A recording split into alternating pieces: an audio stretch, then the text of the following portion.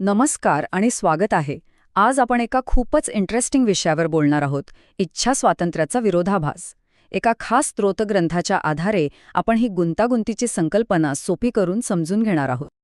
चला थेट मुद्द्यालाच हात घालूया.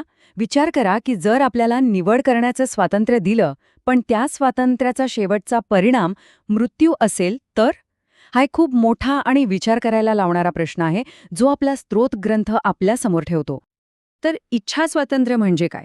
बघा, हे फक्त आज काय करायचं किंवा कुठे जायचं हे ठरवणं नाही. स्तोत्र ग्रंथानुसार ही एक खूप खोल संकल्पना आहे. याचा खरा अर्थ आहे देवाने निर्माण केलेल्या सजीवांना देवापासून म्हणजे जीवनाच्या मूळ स्रोतापासून वेगळं होण्याची क्षमता मिळणं. आणि याच क्षमतेमुळे, याच स्वातंत्र्यामुळे मृत्यूची शक्यता जन्माला येते. ओके, तर हा सगळा विषय नीट समजून घेण्यासाठी आपण 5 टप्प्यांतून जाणार आहोत.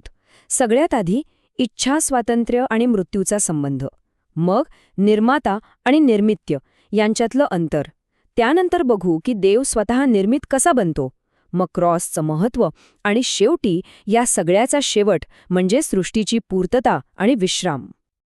ठीक आहे, तर मग सुरुवात करूया आपल्या पहिल्या भागापासून. इथे आपण हेच बघणार आहोत की इच्छा स्वातंत्र्य जे एक देणगीसारखं दिलं गेलं, तेच मृत्यूचं कारण कसं बनू शकतं. आणि इथेच तो मूळ विरोधाभास आपल्यासमोर येतो. म्हणजे बघा, देवाला सोडून जाण्याची क्षमता, याचाच अर्थ मृत्यू निवडण्याची क्षमता. असं का? कारण स्त्रोत ग्रंथानुसार देवच जीवनाचा एकमेव स्त्रोत आहे. मग जर आपण स्त्रोतापासूनच वेगळे झालो तर अस्तित्व संपणारच नाही का? म्हणजे देवापासून वेगळं होणं हे स्वतःचं अस्तित्वच नाकारण्यासारखं आहे. ह्याचा एक खूप मोठा अर्थ निघतो. जर इच्छा स्वातंत्र्य असलेला प्राणी शेवटी पाप आणि मृत्यूच निवडणार असेल, तर याचा अर्थ काय झाला? याचा अर्थ निर्मितीची जी प्रक्रिया होती ती तिच्या सुरुवातीच्या टप्प्यात अपूर्ण होती. देवाची योजना फक्त काहीतरी निर्माण करून थांबण्याची नव्हतीच, तर ती एका मोठ्या ध्येयाकडे जाणारी एक सुरुवात होती. बरं, आता दुसऱ्या भागाकडे वळूया. ही जी समस्या आहे ती आणखी गुंतागुंतीची का होती ते आता कळेल. निर्माता आणि त्याच्या निर्मितीमध्ये एक खूप मोठी दरी होती. आपला स्त्रोत ग्रंथ काय सांगतो? तर जे काही निर्माण झालंय ते वेळ आणि जागेच्या मर्यादेत अडकलेलं आहे. त्यांचं अस्तित्व मर्यादित आहे. पण याच्या अगदी उलट, देव तो अनंत आहे. तो वेळ आणि जागेच्या पलीकडचा आहे. म्हणजे निर्मितीवर जी बंधनं आहेत ती देवावर नाहीच आहेत. आणि याचमुळे ती दरी निर्माण होते. विचार करा, एक मर्यादित जीव एका अमर्याद देवाला पूर्णपणे कसा काय समजू शकणार? हे अंतर फक्त वैचारिक नाही तर अस्तित्वाचं आहे, जे इतक्या सहजासहजी भरून निघणारं नव्हतं. मग या न भरून येणाऱ्या दरीचं काय? यावर उपाय काय होता? इथेच या कथेला एक जबरदस्त वळण मिळतं. स्त्रोत ग्रंथानुसार देव स्वतःच ही दरी भरून काढण्यासाठी एक अविश्वसनीय पाऊल उचलतो. हे जे स्थित्यंतर झालं ते 3 टप्प्यां झालं. आधी होता जुना मार्ग. देवदूत मध्यस्थी करायचे, दगडाच्या पाट्यांवर नियम द्यायचे. का? कारण निर्मिती थेट देवासमोर टिकू शकत नव्हते. मग आला दैवी हस्तक्षेप. ठरलेल्या वेळी पुत्र, जो स्वतः देव आहे, तो एक निर्मित बनून या सृष्टीत आला. आणि ह्यातून एक नवीन वास्तव जन्माला आलं.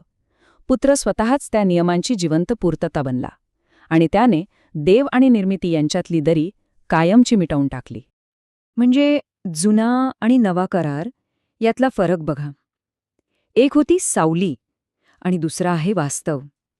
दगडावरचे नियम देवदूतांनी दिलेले ही फक्त एक सावली होती, पण पुत्रामध्ये ते वास्तवच प्रकट झालं.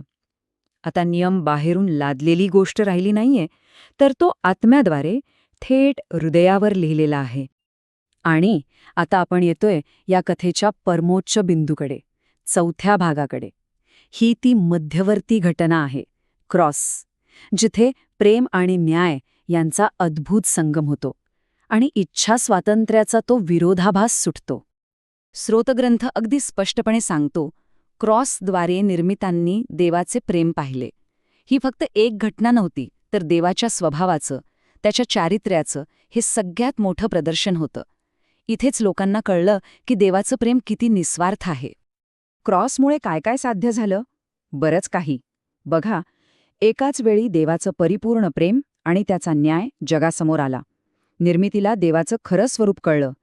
मृत्यूचा जो नियम होता त्याचं रूपांतर जीवनाच्या नियमात झालं. आणि पुत्राला न्यायाचा अंतिम मापदंड म्हणून स्थापित केलं गेलं.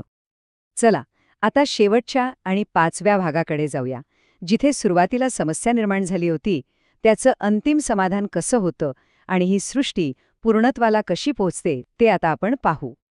हा परिपूर्णतेचा मार्ग कसा आहे? तर पहिला टप्पा आहे न्याय. मग मृत्यूचा विनाश केला जातो, म्हणजे तो पुन्हा कधीच येणार नाही.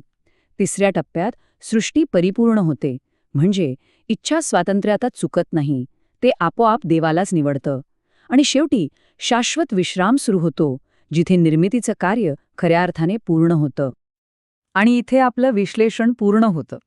आपण जिथून सुरुवात केली होती त्या निवडीच्या स्वातंत्र्याच्या प्रश्नावरच पुन्हा येतो, पण आता संदर्भ बदलला आहे.